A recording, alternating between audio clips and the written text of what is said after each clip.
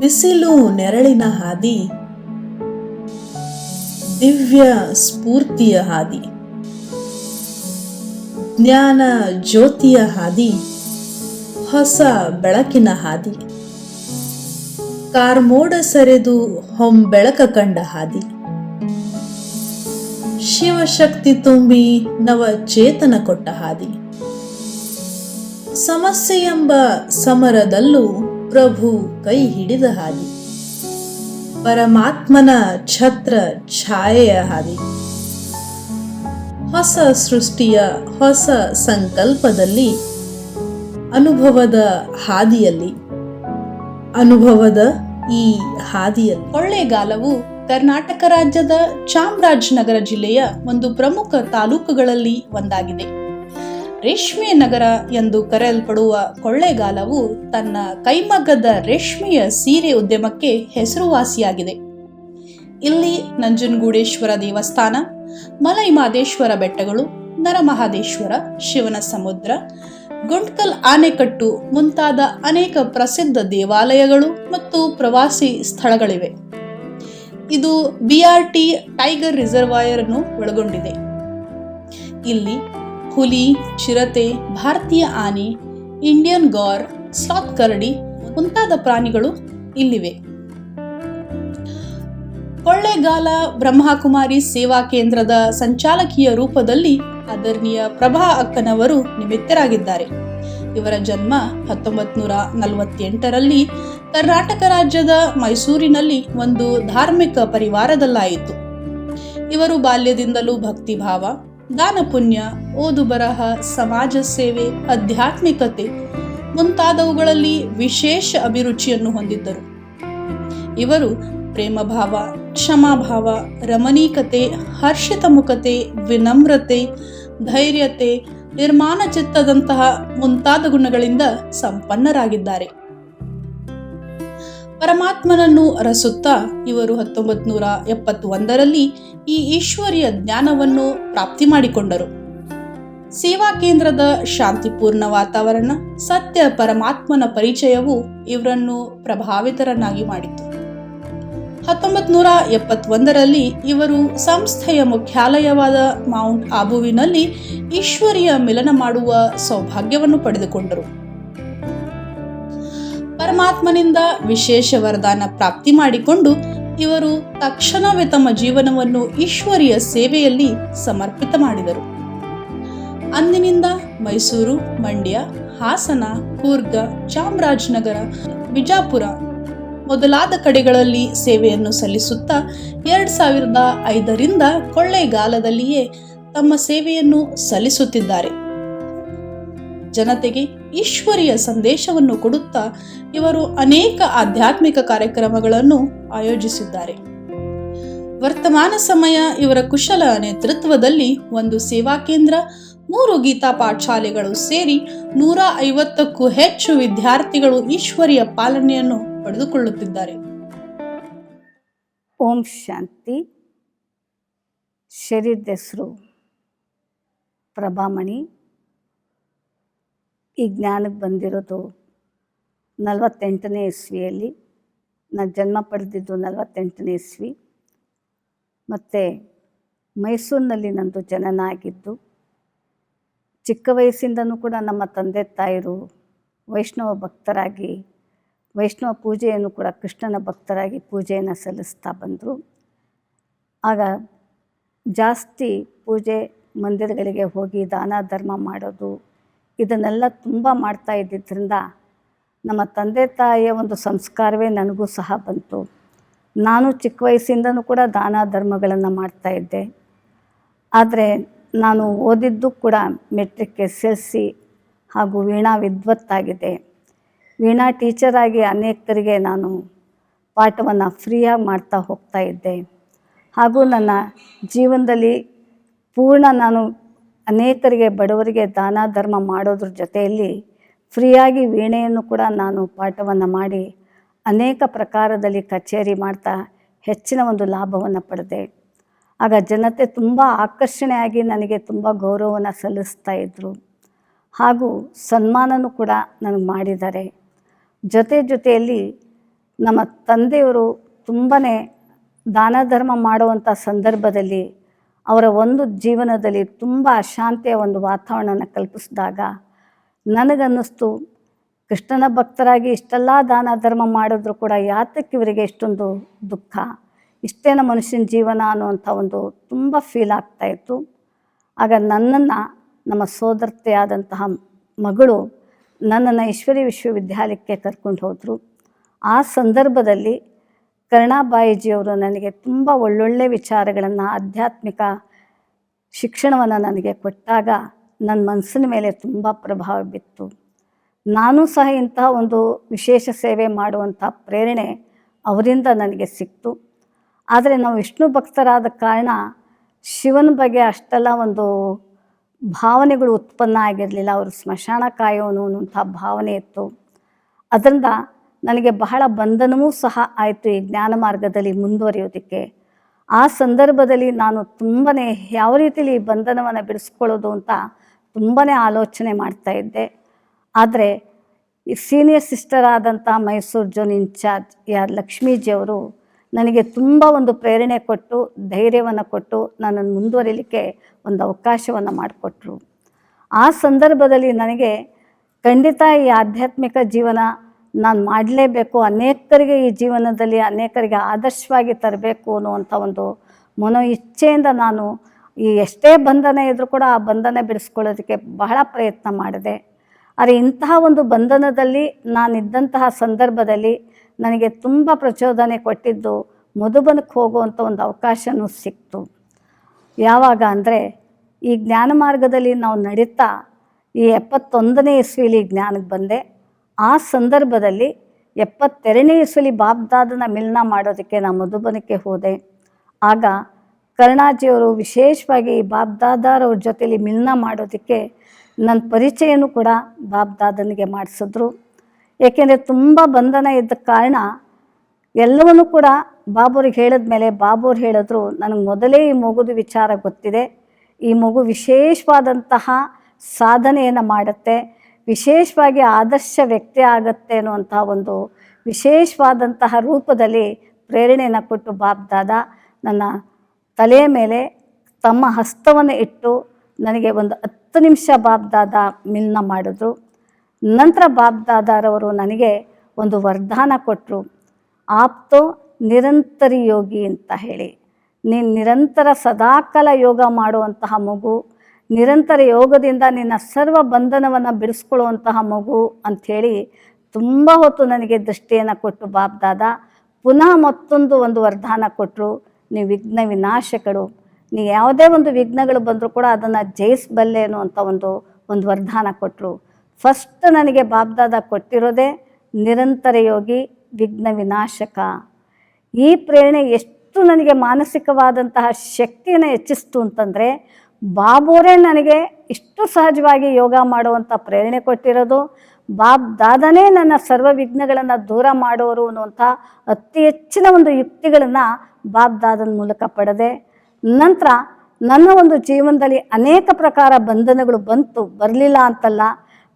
ಪ್ರಾಕೃತಿಕವಾದಂತಹ ಒಂದು ಸ್ಥಿತಿಯಲ್ಲಿ ದೇಹದ ಪರಿಸ್ಥಿತಿಗಳಲ್ಲೂ ನನಗೆ ತುಂಬ ತೊಂದರೆಗಳು ಬಂತು. ಆದರೂ ಕೂಡ ಡಾಕ್ಟರ್ಸು ಕೂಡ ಹೇಳಿದ್ರು, ಈ ಕಾಯಿಲೆಗಳನ್ನು ನೀನು ವಾಸಿ ಮಾಡೋದೇ ಭಗವಂತನೇ ವಾಸಿ ಮಾಡಬೇಕು ಅಂತ ಹೇಳಿದ್ರು. ಆಗ ಅಂತಹ ಸಂದರ್ಭದಲ್ಲಿ ಬಾಬು ಜೊತೆಲಿ ತುಂಬ ನಾನು ವಿಶೇಷ ಅನುಭವ ಮಾಡಿದ್ದರಿಂದ ನನಗೆ ಅನೇಕ ದೇಹದ ಪರಿಸ್ಥಿತಿಗಳಲ್ಲಿ ತೊಂದರೆಗಳನ್ನು ಕೂಡ ವಾಸಿ ಮಾಡಿದಾಗ ಖಂಡಿತ ನಿಮಗೆ ಭಗವಂತನೇ ರಕ್ಷಣೆ ಮಾಡಿರೋದು ಅನ್ನುವಂಥ ಪ್ರೇರಣೆಯನ್ನು ಕೂಡ ಕೊಟ್ಟರು. ಅದಲ್ಲದೆ ನನ್ನ ಒಂದು ಸೇವಾ ಕ್ಷೇತ್ರದಲ್ಲೂ ಕೂಡ ಅನೇಕ ಕಡೆಯಲ್ಲಿ ಸೇವೆಯನ್ನು ಮಾಡ್ತಾ ಬಂದೆ. ಅಂತಹ ಸಂದರ್ಭದಲ್ಲಿ ಈ ಸೇವಾ ಕೇಂದ್ರ ಇಷ್ಟು ಮುಂದುವರೆದಿರಲಿಲ್ಲ. ಜಗತ್ತಿನ ವಾತಾವರಣದಲ್ಲೂ ಕೂಡ ಸೇವೆ ಮಾಡೋದಕ್ಕೆ ವಿಘ್ನಗಳು ಬಹಳ ಬಂತು. ಆದರೆ ಅಂತಹ ಸಮಯದಲ್ಲೂ ಕೂಡ ಬಾಬುವ್ರು ನನಗೆ ನನ್ನನ್ನು ಉಪಯೋಗಿಸ್ಕೊಂಡು ಅನೇಕ ಕಡೆಯಲ್ಲಿ, ಒಂದು ಕಡೆ ಮಂಡ್ಯ ಜಿಲ್ಲೆ, ಹಾಸನ ಜಿಲ್ಲೆ ಹಾಗೂ ಚಾಮರಾಜ ಜಿಲ್ಲೆ, ಜೊತೆಯಲ್ಲಿ ಕೊಡಗಿನ ಜಿಲ್ಲೆ ಮುಂತಾದ ಬಿಜಾಪುರದ ಜಿಲ್ಲೆ ಎಲ್ಲ ಕಡೆಗಳಲ್ಲೂ ವಿಶೇಷವಾಗಿ ಸೇವೆಯನ್ನು ಮಾಡುವಂಥ ಸಂದರ್ಭದಲ್ಲಿ ಅನೇಕ ಹೊಸ ಕಟ್ಟಡಗಳನ್ನು ಮಾಡಲಿಕ್ಕೆ ಅವಕಾಶ ಮಾಡಿಕೊಟ್ರು.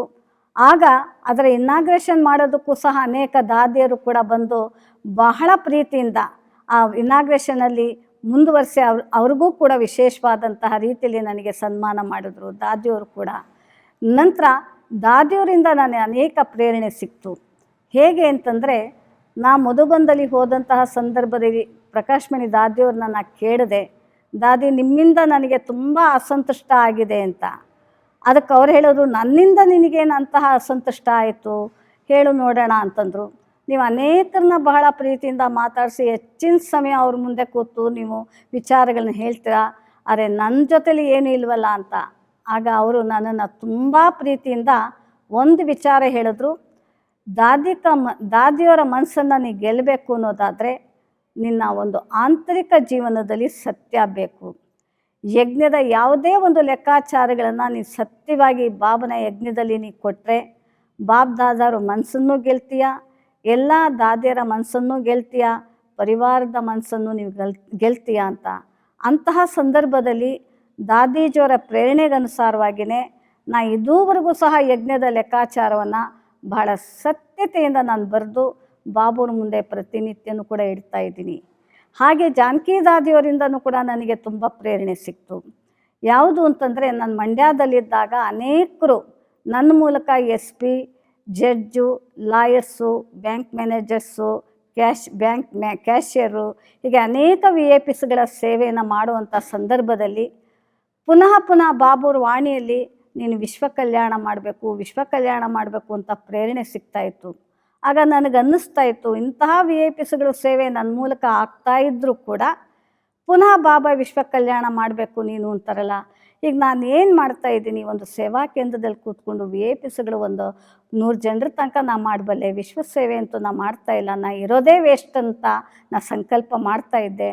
ಅಂತಹ ಸಂದರ್ಭದಲ್ಲಿ ನಮ್ಮೊಮ್ಮೆ ಮಧುಬನಕ್ಕೆ ಹೋದಾಗ ಬಾಬು ರೂಮಲ್ಲಿ ಕುಳಿತು ತುಂಬಾ ನಾ ಯೋಚನೆ ಮಾಡಿದೆ, ಬಾಬಾ ನಿನ್ನ ನಿಯಮಗಳು ನಾನು ಕಾಪಾಡ್ತಾ ಇಲ್ಲ, ನಾ ವೇಸ್ಟ್ ಅಲ್ವಾ ಅಂತ. ಆದರೆ 1 ಗಂಟೆ ಕಾಲ ನಾನು ಬಾಬು ರೂಮಲ್ಲಿ ಕೂತು ಹೊರಗಡೆ ತುಂಬ ದುಃಖಿತಳಾಗಿ ಹೊರಗಡೆ ಬಂದಾಗ ಜಾನಕಿ ದಾದಿಯವ್ರು ನನ್ನ ಕರೆದ್ಬಿಟ್ಟು, ನೀ ಏನು ಮಾತಾಡಿದೆ ಬಾಬೋರ ಹತ್ರ, ನೀ ಮಾತಾಡಿದ್ದೇನು ಅಂತ ನನಗೆ ಗೊತ್ತಿದೆ, ಬಾ ನಾನು ನಿನಗೆ ಪ್ರೇರಣೆ ಕೊಡ್ತೀನಿ, ಬಾಬಾ ಗುಪ್ತವಾಗಿ ನಿನಗೆ ಪ್ರೇರಣೆ ಕೊಟ್ಟಿರೋದನ್ನು ನನ್ನ ಮೂಲಕ ಹೇಳ್ತಾ ಇದ್ದಾರೆ ಕೇಳು ಅಂತ ದಾದಿಯವರು ನನಗೆ ಪ್ರೇರಣೆ ಕೊಟ್ಟರು. ಏನು ಪ್ರೇರಣೆ ಅಂತಂದರೆ, ನಿನ್ನ ಮನಸ್ಸನ್ನು ಲೈಟಾಗಿಟ್ಕೊ, ನಿನ್ನ ಮನಸ್ಸನ್ನು ಮೈಟಾಗಿಟ್ಕೊ. ಮೈಟ್ ಯಾವಾಗ ಬರುತ್ತೆ ಅಂತಂದರೆ, ನೀನೆಷ್ಟು ವ್ಯರ್ಥ ಯೋಚನೆಯಿಂದ ಕೆಟ್ಟ ಯೋಚನೆಯಿಂದ ನೀನು ದೂರ ಇರ್ತೀಯ. ಪಾಸಿಟಿವ್ ಯೋಚನೆ ಮಾಡಿದ್ರೂ ಕೂಡ ಅದನ್ನು ಸ್ವಾರ್ಥತೆ ಇಟ್ಕೋಬೇಡ. ಆ ರೀತಿಯಲ್ಲಿ ನೀನು ಮನಸ್ಸನ್ನು ನೀನು ಕಂಟ್ರೋಲ್ನಲ್ಲಿಟ್ಟು ಒಳ್ಳೆಯ ಯೋಚನೆ ಮಾಡಿದ್ರೂ ಕೂಡ ಅದು ನಿಮಿತ್ತಳಾಗಿ ನೀನು ಮಾಡ್ತಾ ಹೋಗು. ನಿನ್ನ ಶ್ರೇಷ್ಠ ಸಂಕಲ್ಪಗಳೇ ಇಡೀ ವಿಶ್ವಕ್ಕೆ ತರಂಗಗಳ ರೂಪದಲ್ಲಿ ಹರಡುತ್ತೆ, ಅದೇನೇ ವಿಶ್ವ ಕಲ್ಯಾಣ. ಆ ರೀತಿಯಲ್ಲಿ ನೀನು ನಿನ್ನ ಆಂತರಿಕ ಪುರುಷಾರ್ಥದಲ್ಲಿ ನೀನು ಮುಂದುವರಿತಾ ಹೋಗು ಅಂತಂದಾಗ ನನ್ನ ಮೈಂಡಿನ ಸಂಕಲ್ಪಗಳನ್ನು ನಾನು ಎಷ್ಟು ಸಾಧ್ಯವೋ ಅಷ್ಟು ಕಂಟ್ರೋಲ್ ಮಾಡ್ತೀನಿ. ನನ್ನ ಲೈಫಲ್ಲಿ ಬಾಬೋರಿಂದ, ಹಿರಿಯ ದಾದಿಯರಿಂದ ನನಗೆ ಸಿಕ್ಕಿರೋದೇ ಸಂಕಲ್ಪ ಶಕ್ತಿಯನ್ನು ಪಾಸಿಟಿವ್ ಮಾಡೋದನ್ನು, ನೆಗೆಟಿವನ್ನು ಪಾಸಿಟಿವ್ ಮಾಡೋದು, ವ್ಯರ್ಥತೆಯನ್ನು ಮುಕ್ತ ಚಿತ್ತರಾಗಿ ನಾವು ಮಾಡ್ಕೊಳ್ಳೋದಕ್ಕೆ ಒಳ್ಳೆ ಚಿಂತನೆ, ಸ್ವಯಂ ಬಗ್ಗೆ ಮಾಡೋದು, ಅನ್ಯರ ಬಗ್ಗೆ ಒಳ್ಳೆ ಚಿಂತನೆ ಮಾಡುವಂತಹ ಪ್ರೇರಣೆ ಹಿರಿಯ ಎಲ್ಲ ದಾದಿಯರ ಮೂಲಕ ನನಗೆ ಸಿಗ್ತಾ ಬಂತು. ದಾದಿಯವರಿಂದ ಇಷ್ಟೆಲ್ಲ ನನಗೆ ಸಹಕಾರ ಸಿಕ್ಕಿದ ಮೇಲೆ ನಾವು ಹೊರಗಡೆ ಅನೇಕ ಪ್ರಕಾರದಲ್ಲಿ ಸೇವೆ ಮಾಡುವಂಥ ಸಂದರ್ಭ, ಆ ಸಂದರ್ಭದಲ್ಲೂ ಕೂಡ ನನಗೆ ಒಂದು ಅಥಾರಿಟಿ ಅವರಿಂದನೇ ನನಗೆ ಸಿಗ್ತಾ ಬಂತು. ಅಥಾರಿಟಿ ಮೊದಲು ಭಾಷಣ ಮಾಡ್ತಾಯಿದ್ದೆ, ಆಮೇಲೆ ನನಗೆ ಭಾಷಣಕ್ಕಿಂತನೂ ಹೆಚ್ಚಾಗಿ ಎಲ್ಲರಿಗೂ ಅನುಭವ ಮಾಡಿಸ್ಬೇಕು. ಆ ಅನುಭವ ಮಾಡಿಸೋದಕ್ಕೋಸ್ಕರವಾಗಿಯೇ ಬಾಬುರ ಹತ್ರ ನಾನು ಕೇಳ್ಕೊಳ್ತಾ ಇದ್ದೆ, ಬಾಬಾ ನೀನೇ ನನ್ನ ಮೂಲಕ ಪ್ರತ್ಯಕ್ಷ ಆಗಬೇಕು, ನಾನು ಯಾರಿಗೂ ಪ್ರತ್ಯಕ್ಷ ಆಗಬಾರ್ದು, ಅದಕ್ಕಾಗಿ ನೀನೇ ಏನು ಮಾಡ್ತೀಯೋ ನೀನು ಮಾಡ್ಕೋ ಅನ್ನುವಂತಹ ಒಂದು ದೃಢ ಸಂಕಲ್ಪಗಳನ್ನು ಮಾಡಿ ನಾ ಬಾಬುರ ಹತ್ರ ಮಾತಾಡ್ತಾ ಇದ್ದೆ. ಆಗ ಬಾಬುವ್ರು ನನಗೆ ಹೇಳೋರು, ಮಗು ನೀನೆಷ್ಟು ಹಿಂದಾಗ್ತೀಯ, ಯಾರ್ದು ಕೂಡ ಯಾವುದೇ ಪ್ರಕಾರದ ಮಹಿಮೆಯನ್ನು ಸ್ವೀಕಾರ ಮಾಡಬೇಡ, ಸ್ವೀಕಾರ ಮಾಡಿದಷ್ಟು ನಿನ್ನ ಆತ್ಮ ಮುಂದುವರಿಯೋದಕ್ಕಾಗೋದಿಲ್ಲ ಅನ್ನುವಂತಹ ಒಂದು ವಿಶೇಷ ಪ್ರೇರಣೆಗಳು ನನಗೆ ಅವರಿಂದನೂ ಸಿಗ್ತಾ ಬಂತು. ಅದರಿಂದ ನಾನು ಯಾವುದೇ ಪ್ರಕಾರದ ಮಹಿಮೆಗೆ ಒಳಗಾಗಲ್ಲ. ಮಹಿಮೆ ಮಾಡಿದಾಗ ಇವ್ರು ನನ್ನನ್ನು ಖಂಡಿತ ಅವರು ಒಳ್ಳೆಯವರಾಗಿರಬಹುದು, ಅದು ನನ್ನ ಪತನಕ್ಕೆ ಹೋಗುವಂಥದ್ದು ಅನ್ನುವಂತಹ ಸಂಕಲ್ಪಗಳಿಂದ ಬಾಬೂರನ್ನ ಮುಂದಿಡ್ತಾ ಇದೆ. ಯಾರೆಷ್ಟೇ ಮಹಿಮೆ ಮಾಡಿದ್ರು ಕೂಡ ಖಂಡಿತ ಇದು ಮಹಿಮೆ ಬಾಬೂರದೇ ಹೊರತು ನಂದಲ್ಲ. ಬಾಬಾ ನೀವು ಅವರಿಗೆ ಕಾಣಬೇಕು ಅನ್ನುವಂತಹ ಭಾವನೆಯಲ್ಲಿ ನನ್ನ ಸಂಕಲ್ಪಗಳು ಉತ್ಪನ್ನ ಆಗ್ತಾ ಇತ್ತು. ಇದಕ್ಕೆಲ್ಲ ಪ್ರೇರಣೆ ನನಗೆ ಅನೇಕ ಹಿರಿಯ ದಾದಿಯರು ಎಷ್ಟು ಮಾಡಿದ್ರು ಕೂಡ, ಎಷ್ಟು ಹಿಂದೆ ಇರ್ತಿದ್ರೋ ಆ ರೀತಿ ನಾನು ಸಹ ಅದೇ ರೀತಿಯಲ್ಲಿ ದಾದಿಯರನ್ನ ಫಾಲೋ ಮಾಡಬೇಕು, ಬಾಬೂರನ್ನ ಫಾಲೋ ಮಾಡಬೇಕು ಅನ್ನೋದೇ ನನ್ನ ಉದ್ದೇಶ ಆಗಿತ್ತು. ಮತ್ತು ಇದೇ ಸೇವಾ ಫೀಲ್ಡಲ್ಲಿ ನಾ ಯಾರಿಗೆ ಏನೇ ಹೇಳಬೇಕಾದ್ರೂ ಕೂಡ ಮೊದಲು ಬಾಬೂರನ್ನ ಮುಂದುವರಿಸುವಂಥ, ಬಾಬೂರನ್ನ ಪ್ರತ್ಯಕ್ಷ ಮಾಡುವಂಥ ಸಂಕಲ್ಪಗಳನ್ನೇ ನೀವು ಮಾಡಿ. ಬಾಬೂರೇ ಪ್ರತ್ಯಕ್ಷ ಆಗಬೇಕು ಅನ್ನೋದಾದರೆ ನಮ್ಮ ಸಂಕಲ್ಪಗಳನ್ನು ನಾವು ಕಂಟ್ರೋಲ್ನಲ್ಲಿಡೋದ್ರ ಬಗ್ಗೆ ನಾವೆಲ್ಲರೂ ಸಹ ಆ ರೀತಿ ಸಂಘಟನೆ ಸೇರಿ ಆ ಥರದ ಸಾಧನೆಯನ್ನು ಮಾಡೋಣ ಅಂತ ನನ್ನ ಸಂಘಟನೆಯಲ್ಲಿರುವಂಥ ಎಲ್ಲರಿಗೂ ಅದನ್ನೇ ನಾ ಪ್ರೇರಣೆ ಕೊಡ್ತಾ ಇದ್ದಿದ್ದು. ಆದರೆ ನನ್ನ ಜೀವನದಲ್ಲಿ ಸದಾ ಕಾಲಕ್ಕೆ ಬಾಬೂರು ನನಗೆ ಸಹಕಾರ ಏನು ಕೊಟ್ಟಿದ್ದಾರೆ ಅಂದರೆ, ಮಾನಸಿಕ ಸ್ಥಿತಿಯ ಒಂದು ಕಂಟ್ರೋಲಿಂಗ್ ಪವರ್. ಯಾವುದನ್ನು ವ್ಯರ್ಥತೆಯಿಂದ ಮುಕ್ತರಾಗೋದಕ್ಕಾಗಿ ಯಾವ ಸ್ವಮಾನ ನನಗೆ ಕೊಟ್ಟರು ಆ ಸ್ವಮಾನದಲ್ಲಿ ನಾನು ಉಪಸ್ಥಿತನಾಗಿ ಖಂಡಿತ ನನ್ನ ಸಂಕಲ್ಪಗಳನ್ನು ಕಡಿಮೆ ಮಾಡ್ತಾ ಬಂದಿದ್ದೀನಿ ವರ್ತಮಾನ ಸಮಯದಲ್ಲಿ. ಜೊತೆಯಲ್ಲಿ ಯಾರ ಬಗ್ಗೆಯೂ ಕೂಡ ಯಾವುದೇ ಪ್ರಕಾರದಲ್ಲೂ ನನಗೆ ಅನುಮಾನ ಬರೋದಾಗಿರಲಿ, ಸಂಶಯಗಳು ಬರೋದಾಗಿರಲಿ ಯಾವುದೂ ಸಹ ಇದುವರೆಗೂ ಸಹ ನನ್ನಲ್ಲಿ ಬಂದಿಲ್ಲ. ಆದರೆ ಮುಂದೂ ಬರೋದಿಲ್ಲ. ಇದು ನನಗೆ ಬಾಬುರ ಅಂತಹ ದಿವ್ಯ ಶಕ್ತಿ ಕೊಟ್ಟಿದ್ದಾರೆ. ನಂತರ ಈ ಯೋಗದ ಅಭ್ಯಾಸದಿಂದ ನನಗೆ ನನ್ನ ವ್ಯಕ್ತಿತ್ವ ಪುರುಷಾರ್ಥದಲ್ಲಿ ಸಮಾಧಾನ ಸ್ಥಿತಿಯನ್ನು ತಲುಪುವಂಥ ಒಂದು ಶಕ್ತಿ, ಜೊತೆಯಲ್ಲಿ ನನಗೆ ಯಾವುದೇ ಒಂದು ಕರ್ಮಗಳನ್ನು ಮಾಡ್ತಾಯಿದ್ರು ಕೂಡ ಆ ಕರ್ಮದ ಫಲವನ್ನು ಸ್ವೀಕಾರ ಮಾಡುವಂತಹ ಇಷ್ಟ ಇಲ್ಲ. ಏಕೆಂದರೆ ಇದೆಲ್ಲ ಬ್ರಹ್ಮ ತಂದೆಯವರು ಮಾಡಿದಂತಹದ್ದನ್ನು ಆಗಾಗ ಬ್ರಹ್ಮ ತಂದೆಯನ್ನು ಫಾಲೋ ಮಾಡೋದಕ್ಕೆ, ಮೊಮ್ಮೋರನ್ನ ಫಾಲೋ ಮಾಡೋದಕ್ಕೆ ನಾನು ತುಂಬ ಗಮನ ಕೊಡ್ತಾ ಇದ್ದೀನಿ. ಜೊತೆಯಲ್ಲಿ ಎಂಥ ವಿಘ್ನಗಳು ಬರಲಿ ಆ ವಿಘ್ನಗಳನ್ನು ಬಾಬೋರೇ ಸರಿ ಮಾಡ್ತಾ ಇರೋದು, ಬಾಬೋರೇ ಅದನ್ನು ಸಮಾಧಾನ ಮಾಡೋದು, ನಾನು ಸ್ವಯಂ ಬಾಬೋರನ್ನೇ ನಾನು ನೆನಪು ಮಾಡಬೇಕು. ಈ ಪ್ರಕಾರದ ಸಂಕಲ್ಪಗಳಲ್ಲಿ ನಾನು ಪವರ್ಫುಲ್ ಆಗಿದ್ದೀನಿ. ಜೊತೆಯಲ್ಲಿ ಅನೇಕ ಪ್ರಕಾರದ ಸೇವಾ ಕ್ಷೇತ್ರದಲ್ಲಿ ನಾನು ಅನೇಕ ಡಿಸ್ಟ್ರಿಕ್ಟಲ್ಲೂ ಕೂಡ ಸೇವೆ ಮಾಡುವಂಥ ಸಂದರ್ಭದಲ್ಲಿ ದೀದಿಯವರು ಕೂಡ ನನಗೆ ತುಂಬ ಪ್ರೇರಣೆ ಕೊಟ್ಟಿದ್ದಾರೆ.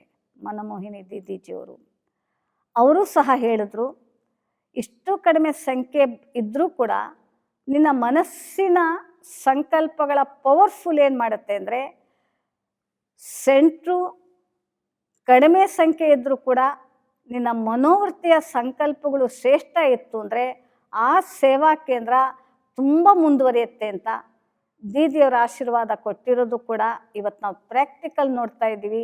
ಹಾಸನದ ಸೇವಾ ಕೇಂದ್ರ, ಹಾಸನ ಸೇವಾ ಕೇಂದ್ರದಲ್ಲಿ ವಿದ್ಯಾರ್ಥಿಗಳೇ ಇರಲಿಲ್ಲ. ವಿದ್ಯಾರ್ಥಿ ಸಂಖ್ಯೆ ತುಂಬಾ ಕಡಿಮೆ ಇತ್ತು. ಆ ಸಂದರ್ಭದಲ್ಲಿ ಆರ್ಥಿಕ ಪರಿಸ್ಥಿತಿಗಳು ಜಾಸ್ತಿ ಇತ್ತು. ಅಂತಹ ಸಂದರ್ಭದಲ್ಲಿ ಯಾರೂ ಪಬ್ಲಿಕ್ಕೂ ಸಹ ಸಹಕಾರ ಕೊಡ್ತಾ ಇರಲಿಲ್ಲ. ಆದರೆ ದೀದಿಯವರು ಹಾಗೂ ಜೊತೆಯಲ್ಲಿ ನಮ್ಮ ಮೈಸೂರು ಸಬ್ ಝೋನ್ ಲಕ್ಷ್ಮೀಜಿಯವರು ನನಗೆ ಪ್ರೇರಣೆ ಕೊಟ್ಟರು. ನೀ ಖಂಡಿತ ದೀದಿ ಬಂದರೆ ಆ ಸೇವಾ ಕೇಂದ್ರ ತುಂಬ ಉದ್ಧಾರ ಆಗುತ್ತೆ, ನೀನು ಆ ಸೇವಾ ಕೇಂದ್ರಕ್ಕೆ ದೀದಿಯವ್ರನ್ನ ಕರೆಸು ಅಂತ. ಆಗ ನಮ್ಮಲ್ಲಿ ಆರ್ಥಿಕ ಪರಿಸ್ಥಿತಿನೂ ತೊಂದರೆ, ಜೊತೆಯಲ್ಲಿ ವಿದ್ಯಾರ್ಥಿಗಳೂ ಇರಲಿಲ್ಲ. ಆ ಸಂದರ್ಭದಲ್ಲಿ ಅವ್ರು ಹೇಳಿದ್ರಲ್ಲ, ಬಾಬುರ ಮೇಲೆ ಭಾರ ಹಾಕದೆ ನಂತರ ನಿಂತ್ಕೊಂಡು ಅದನ್ನು ಮುಂದುವರ್ಸೋದಕ್ಕೆ ಪ್ಲ್ಯಾನ್ ಹಾಕಿದಾಗ ಆ ಸಂದರ್ಭದಲ್ಲಿ DC ಅವರು, SP ಅವರು ಮತ್ತು ಮುನ್ಸಿಪಲ್ ಪ್ರೆಸಿಡೆಂಟು ಇಂತಹ ದೊಡ್ಡ ವ್ಯಕ್ತಿ ನಮ್ಮ ಊರಿಗೆ ಬರ್ತಾ ಇದ್ದಾರೆ ಅಂತಂದ್ಬಿಟ್ಟು ಅವರೇ ಎಲ್ಲವನ್ನೂ ರೆಡಿ ಮಾಡಿ, ನಂತರ ದೀದಿಜಿಯವ್ರು ಬಂದಾಗ ತುಂಬಾ ಅವ್ರನ್ನ ಸ್ವಾಗತ ಮಾಡಿ ಬರಮಾಡಿಕೊಂಡು ನಂತರ ತುಂಬ ಒಳ್ಳೆ ಪ್ರೋಗ್ರಾಮ್ ಆಯಿತು. ಆಗ ದೀದಿಯವ್ರು ಹೇಳಿದ್ರು, ಇಲ್ಲಿ ಇಷ್ಟು ಸಂಖ್ಯೆ ಕಡಿಮೆ ಇದ್ದರೂ ಕೂಡ ಅವರೆಲ್ಲರೂ ನಿನಗೆ ಬಾಬುರ ಮಗು ಆಗ್ತಾರೆ, ಈ ಸೇವಾ ಕೇಂದ್ರ ತುಂಬ ವೃದ್ಧಿ ಆಗುತ್ತೆ, ನೀನು ಮಾಡಿರೋವಂಥ ಯೋಗದ ಶಕ್ತಿಯಿಂದ ಈ ಸೇವಾ ಕೇಂದ್ರ ತುಂಬ ಇಂಪ್ರೂವ್ಮೆಂಟ್ ಆಗುತ್ತೆ ಅಂತ ದೀದಿಯವ್ರು ಹೇಳಿದ್ರು. ಅದೇ ಪ್ರಕಾರ ಹಾಸನ ಜಿಲ್ಲೆಯಲ್ಲೂ ಕೂಡ ತುಂಬ ಚೆನ್ನಾಗಿ ಈ ಸೇವೆ ನಡೀತಾ ಇದೆ ದೀದಿಯವರ ಆಶೀರ್ವಾದದಿಂದ. ಬ್ರಾಹ್ಮಣರಿಗಾಗಿ ಸಂದೇಶ, ಪ್ರತಿಯೊಬ್ಬರು ಕೂಡ ಕರ್ಮಾತೀತ ಸ್ಥಿತಿನ ತಲುಪಬೇಕು. ವ್ಯರ್ಥತೆ ನೆಗೆಟಿವ್ನಿಂದ ದೂರ ಇರಬೇಕು. ನಮ್ಮ ನಡವಳಿಕೆಯನ್ನು ಸದ್ಗುಣದಿಂದ ತುಂಬಿರಬೇಕು. ಮತ್ತು ಯಾವುದೇ ಪ್ರಕಾರದ ಹೊರೆನ ಹೊತ್ಕೊಳ್ಳದೇನೆ ನಾವೆಲ್ಲರೂ ಸಹ ವಾಪಸ್ ಹೋಗಬೇಕು. ಅಂತಹ ಒಂದು ವಿಶೇಷವಾದಂತಹ ಪುರುಷಾರ್ಥ ನಾವೆಲ್ಲರೂ ಸೇರ್ಕೊಂಡು ಮಾಡಲೇಬೇಕು. ಈ ಸಂಘಟನೆಯನ್ನು ಪವರ್ಫುಲ್ಲಾಗಿಟ್ಟು ವಿಶ್ವದಾದ್ಯಂತ ಎಲ್ಲ ಆತ್ಮಗಳಿಗೂ ತಂದೆಯ ಸಂದೇಶವನ್ನು ಕೊಡುವಂತಹ ಒಂದು ರೀತಿಯಲ್ಲಿ ನಾವು ಗಮನ ಹರಿಸ್ಬೇಕು ಅನ್ನೋದನ್ನು, ವಾತಾವರಣ ಪವರ್ಫುಲ್ಲಾಗಿಡಬೇಕು ಅನ್ನುವಂತಹದ್ದನ್ನು ನಾ ಪದೇ ಪದೇ ಬ್ರಾಹ್ಮಣರಿಗೆ ಈ ಸಂದೇಶವನ್ನು ಕೊಡ್ತಾ ಇದ್ದೆ. ಸಮಾಜದಲ್ಲಿ ಎಲ್ಲರೂ ಒಂದಾಗಬೇಕು, ಏಕತೆ ಬರಬೇಕು. ನಂತರ ಸಮಾಜದಲ್ಲಿ ಪರಮಾತ್ಮನ್ನೇ ಪ್ರತ್ಯಕ್ಷ ಮಾಡೋದಕ್ಕಾಗಿ ನಾವು ಜಾತಿ, ಧರ್ಮ, ಕುಲ, ಭೇದ ಎಲ್ಲವನ್ನೂ ಬಿಟ್ಟು ನಾವೆಲ್ಲ ಒಬ್ಬ ತಂದೆಯ ಮಕ್ಕಳು. ಒಬ್ಬ ತಂದೆಯ ಮಕ್ಕಳು ಮೇಲೆ ನಾವೆಲ್ಲರೂ ಸಹ ಒಂದೇನೆ. ಹಿಂದೂ, ಮುಸ್ಲಿಮ್ಸ್, ಕ್ರಿಶ್ಚಿಯನ್ಸ್ ಯಾರು ಅನೇಕತೆ ಇಲ್ಲ. ಏಕತೆಯನ್ನು ತರಬೇಕು. ಅದರಿಂದ ಪರಮಾತ್ಮ ಇಡೀ ವಿಶ್ವದಲ್ಲೇ ಜಾಗೃತನಾಗ್ತಾರೆ. ಎಲ್ರಿಗೂ ಸಹ ಬಂದು ಎಚ್ಚರ ಮಾಡ್ತಾನೆ. ಇಡೀ ವಿಶ್ವದಲ್ಲೇ ಒಂದು ಧರ್ಮ, ಒಂದು ರಾಜ್ಯ, ಒಂದು ನೀತಿಯನ್ನು ಸ್ಥಾಪನೆ ಮಾಡುವಂತಹ ರಾಮರಾಜ್ಯ ಬಂದೇ ಬರುತ್ತೆ. ನೀವೆಲ್ಲರೂ ಸಹ ಬರಲೇಬೇಕು. ಸತ್ಯತೆಯ ಸಂದೇಶವನ್ನು ಕೇಳಬೇಕು. ಭಗವಂತನಿಂದ ಸುಖ, ಶಾಂತಿ, ಆನಂದವನ್ನು ಪಡಿಬೇಕು ಅನ್ನೋದೇ ನನ್ನ ಉದ್ದೇಶ ಅಂತ ಹೇಳಿ ಸಮಾಜದವರಿಗೆ ತಿಳಿಸಿ.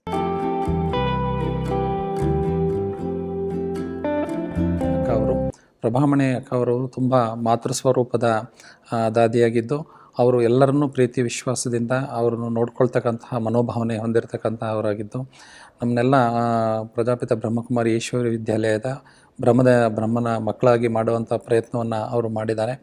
ಹಾಗಾಗಿ ನಮ್ಮಲ್ಲಿರ್ತಕ್ಕಂತಹ ಶಾಂತಿ, ಸಹನೆ, ತಾಳ್ಮೆ, ಸಹಜೀವನ ಮಾಡ್ತಕ್ಕಂತಹ ಎಲ್ಲ ಮನೋಭಾವನೆಗಳನ್ನು ನಮಗೆ ಬೆಳೆಸಿದ್ದಾರೆ.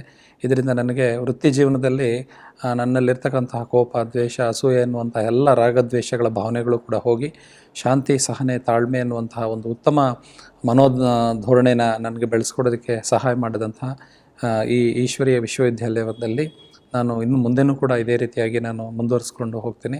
ಮತ್ತು ಇದರಿಂದ ಹೆಚ್ಚು ನಾನು ನನ್ನ ವೃತ್ತಿ ಜೀವನದಲ್ಲಿ ಅಳವಡಿಸ್ಕೊಳ್ತಕ್ಕಂತಹ ಪ್ರಯತ್ನಗಳನ್ನು ನಾನು ಮಾಡ್ತಾಯಿದ್ದೀನಿ. ಮತ್ತು ನನ್ನ ಕುಟುಂಬ ಇರ್ಬೋದು, ನನ್ನ ವೃತ್ತಿ ಜೀವನದ ದಿನ ಕಾರ್ಯನಿರ್ವಹಿಸ್ತಕ್ಕಂಥ ಸ್ಥಳದಲ್ಲಿರ್ಬೋದು, ನಾನು ಒಳ್ಳೆಯ ಕಾರ್ಯವನ್ನು ಮಾಡೋದಕ್ಕೆ ತಾಳ್ಮೆ, ಸಹನೆ ಅನ್ನುವಂಥ ಒಳ್ಳೆಯ ಗುಣಗಳನ್ನು ಬೆಳೆಸ್ಕೊಳ್ಳೋದಕ್ಕೆ ಈ ಸಂಸ್ಥೆ ನನಗೆ ಹೆಚ್ಚು ಸಹಕಾರಿಯಾಗಿದೆ.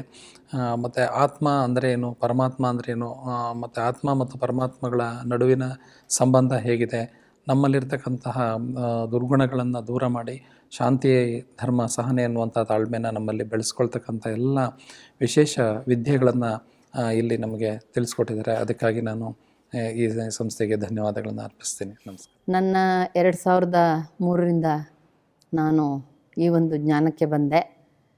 ಪ್ರೇರಕರು ರಾಜಯೋಗಿನಿ ಪ್ರಭಾಮಣಿ ಬೇಂಜೆಯವರು.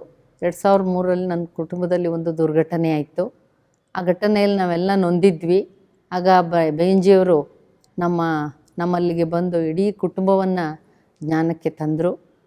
ಇವಾಗ ನಾನು ಅಷ್ಟು ವರ್ಷದಿಂದ ಇಷ್ಟು ವರ್ಷದವರೆಗೂ ಸಹ ಜ್ಞಾನದಲ್ಲಿದ್ದೇನೆ.